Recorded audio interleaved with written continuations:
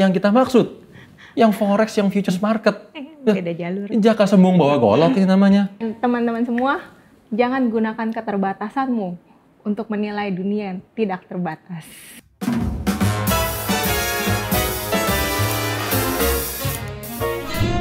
Hai teman-teman Real Traders, hari ini hari yang sangat spesial bersama saya Sasi dan dua orang petinggi dari Traders Family yang tidak asing lagi buat kalian, ada Pak Tito dan ada Ibu Mecil. Halo. Halo. Kenapa saya bilang hari ini sangat spesial? Karena di hari ini saya mau paksa nih Bu Mecil dan Pak Tito untuk klarifikasi. Klarifikasi soal apa? Ingat nggak Pak sama video yang waktu itu tuh Bapak bilang kalau broker DME itu nggak ada. Broker, namanya broker, kelasnya broker nih, udah nggak ada yang DMA. Iya kan, masa iya hedge fund tradingnya di broker? Emang nggak ada? Ada Pak ternyata. Nggak ada, Sasi. Orang itu ngotot bahwa broker DME itu ada. Orang itu siapa? Ada deh Bu. Terus ya udah gitu leverage-nya 1:100. Produknya dia ada kopi, ada Olay, ada gold. Itu mah namanya multilateral, Sasi. Itu produk-produk lokal Indonesia. Apalagi tuh multilateral. Makanya disebutnya DMA. DMA ini kan direct market access. Yeah. Jadi kita kan transaksi nih. Kita transaksi itu kan langsung ke pialang. Nah, pialang ini nanti ada pencatatan lagi namanya bursa. Sehingga GFX itu. Iya, sehingga transaksi kita kan langsung ke pialang kan. Makanya jadi DMA. Nah, itu tuh nggak salah sebenarnya. Si pialang-pialang ini karena bisa ya untuk menjadi market maker. Yeah. Sehingga semua transaksi kita bisa mempengaruhi pergerakan harga. Tapi harga lokal di Indonesia. Sedangkan yang Pak Tito kemarin jelasin itu kan tentang industri forex dari versi internasional. Ini udah dua konteks yang berbeda nih. Jauh nih, satu kanan satu kiri, udah jauh banget. Ya JFX-nya nggak salah. Iya, nggak salah. Karena JFX menerangkan produknya JFX, produk lokal. Ya kan? Jadi jangan dipelintir-pelintir lah itu omongannya lah. Yang satu ngebahas tentang apa, yang satu ngebahas tentang apa. Gimana sih? Masih belum ngerti? Belum. Gini loh. Kalau broker lokal di Indonesia, mereka tuh untuk bisa memperdagangkan forex, memperdagangkan futures market, mereka harus punya 2 izin. Kan? Yang pertama itu disebut izin multilateral atau izin komoditi. Ini izin pertama yang mereka harus punya. Kan? Karena ini produk lokal Indonesia. Mereka harus punya izin ini baru mereka bisa punya izin yang kedua. Yaitu izin SPA disebutnya. Sistem Perdagangan Alternatif. Disinilah produk forex, produk futures dan lain-lain masuknya. Ya kan? Nah, yang tadi Sasi terangin, yang orang bosnya JFX terangin, ini produk multilateral. Kan? Yang kita maksud, yang forex, yang futures market. Beda jalur. Jaka sembung bawa golok ini namanya. Makanya, bener banget, makanya JFX-nya itu nggak salah. Yang salah ini siapa nih yang nge-twist omongan puter balikin fakta sebenarnya kan? Ampun deh. Ini antara puter balikin fakta dengan sengaja, Iya. ya kan? Atau memang nggak ngerti tentang industri ini. Dan pengetahuannya terlalu minim lah. Ya kan? Nih saya gambarin flowchart-nya deh. Ini sebenarnya tuh ada. Dan informasi ini sebenarnya ada nih, tinggal di googling aja. Kan sekarang saya bikin yang lebih simpelnya ya. Yang dimaksud Mecil tadi, ini dari klien di sini, ya kan? Klien trading, kalau multilateral loh ini ya. Klien trading itu ke pialang. Oke.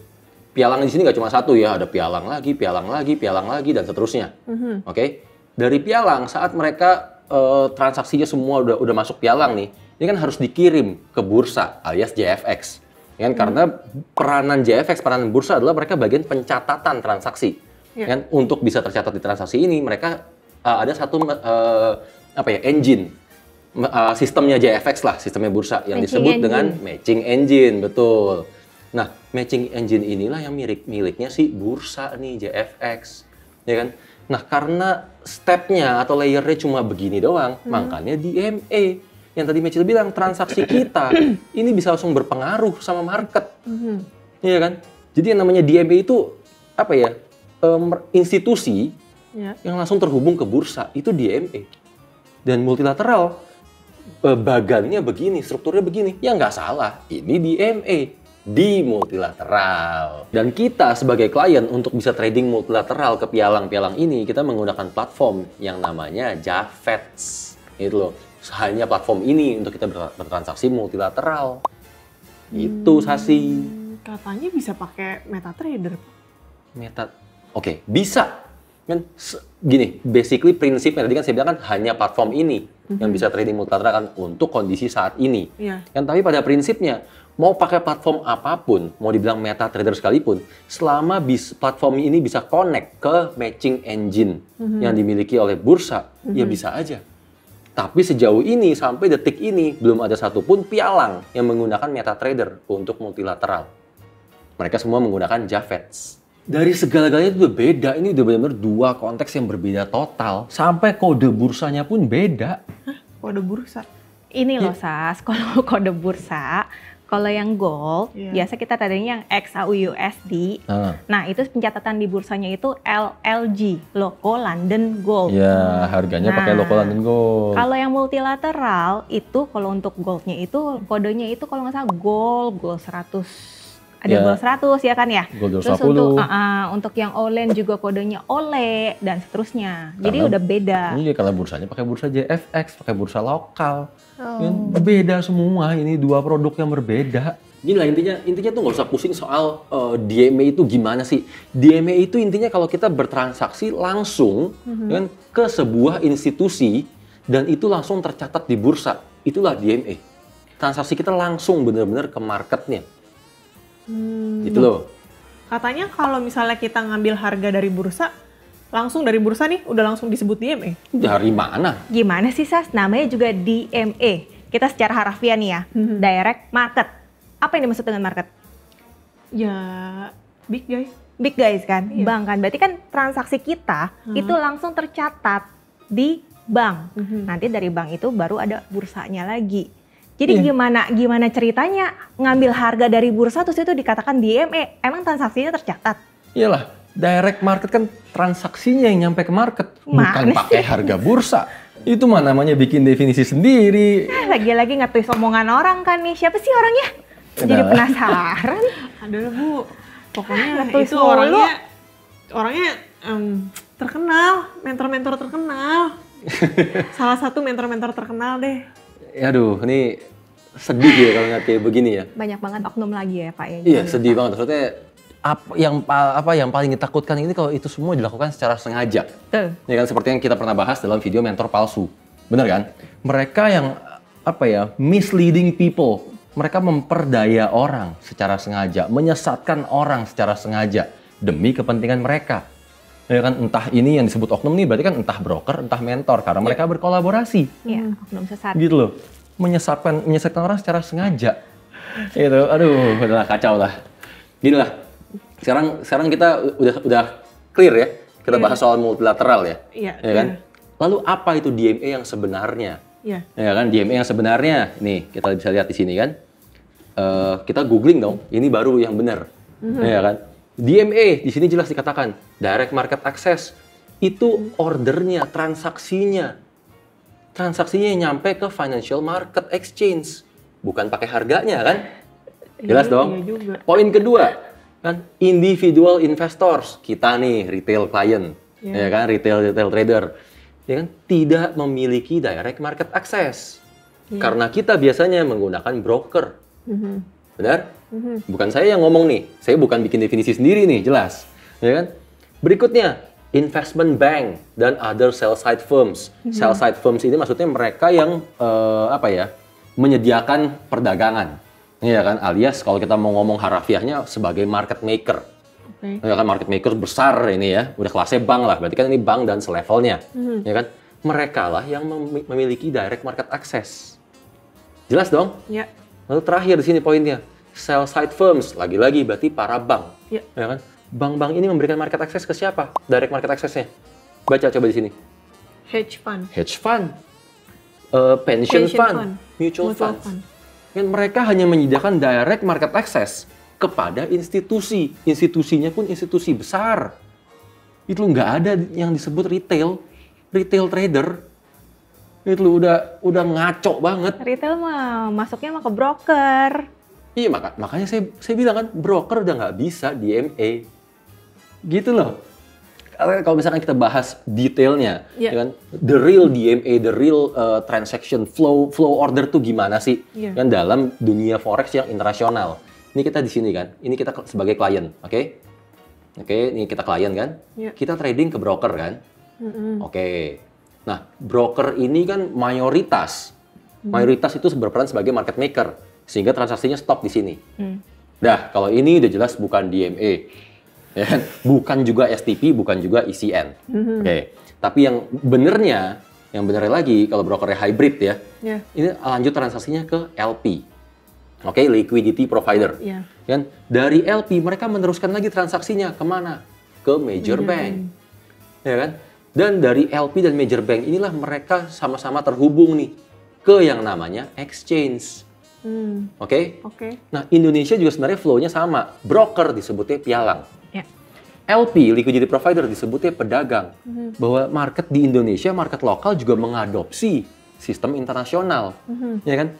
Lalu dari JFX, dari bursa, barulah terhubung dengan bursa-bursa internasional untuk pencatatan harganya, pencatatan ordernya. Gitu loh.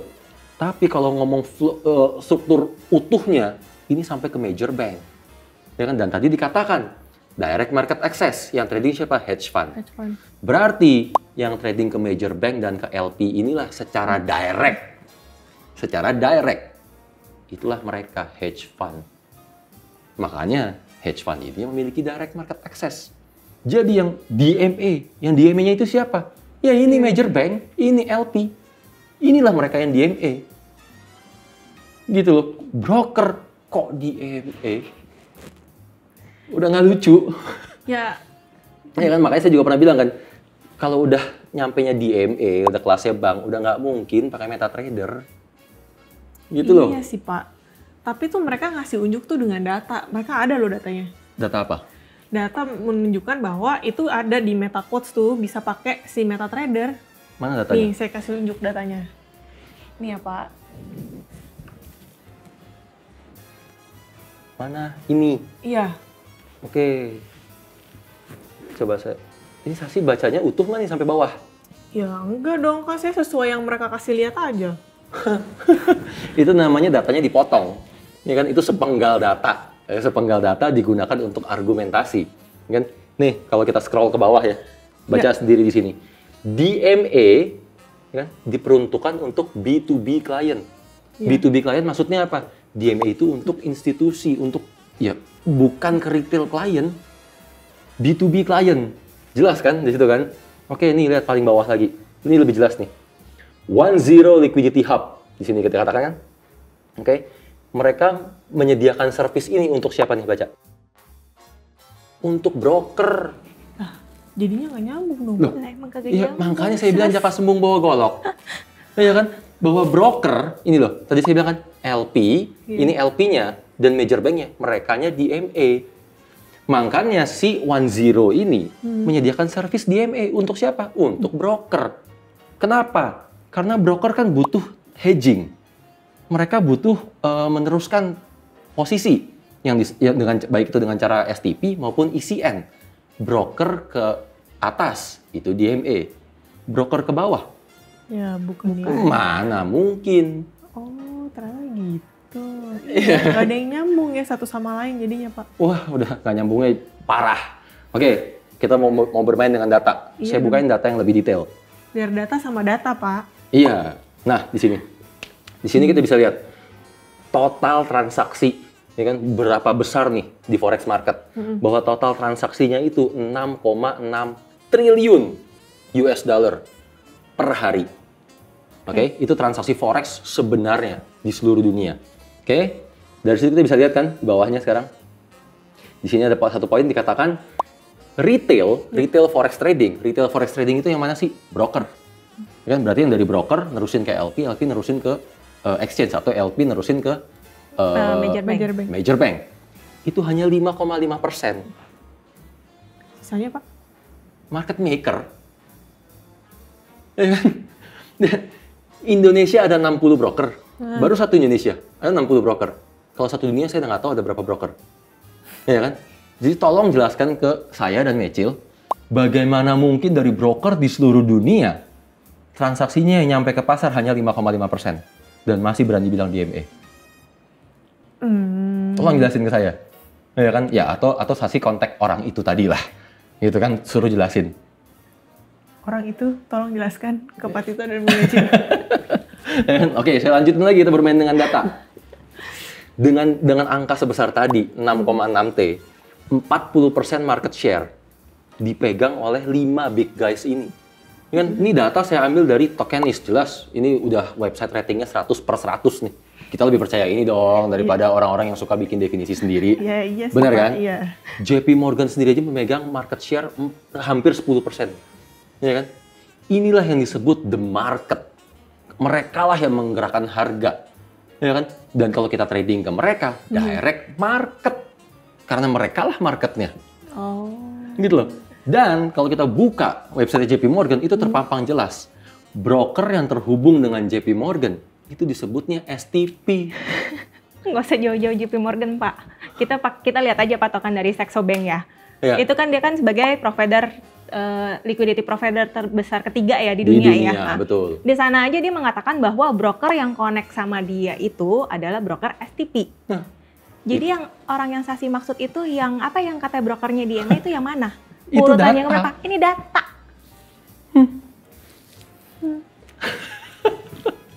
Masa mau argue sama data? Ya kan mau bodoh-bodohin siapa sih di sini? Gitu loh. Jangan kebiasaan melintir-melintir kata-kata deh, melintir-melintir data, motong-motong data, ngatain orang toksik. Ya ini intinya soal DMA lah, apa segala macam. Ini sebenarnya nggak terlalu guna untuk kita bahas. Karena kan DMA jelas bukan kelas kita. Ya kan, sementara kalau broker emang cuma bisa STP atau ECN. Pun begitu, nggak akan pengaruh apapun untuk kita. Karena kita trading tetap akan ke broker. Ya kan, dan kita nggak akan bisa ngerasain bahwa ini transaksinya kemana. Kan tercatat apa enggak ke bursa, kita juga udah nggak peduli. Ya kan? Tapi yang pokok pembahasan kita dari kemarin adalah soal karakter. Karakter oknum. Ya kan, baik ini broker maupun ini mentor-mentor palsu, inilah yang kita sebut oknum. Ya kan, mereka yang akan dengan sengaja ini kan memperdaya orang, menyesatkan orang demi kepentingan mereka semata. Ini yang justru berbahaya. Gitu loh. Dan mereka tuh dengan apa ya, dengan keterbatasan pengetahuan juga berani dengan lantangnya gitu ya neriakin orang toksik lah, sesat lah. Dan teman-teman semua, jangan gunakan keterbatasanmu untuk menilai dunia yang tidak terbatas. Oke teman-teman, kayaknya nggak ada yang perlu diklarifikasi. Terus saya nggak jadi malu deh jadi orang ETF. Sampai ketemu di video selanjutnya. Oke, bye. Bye-bye.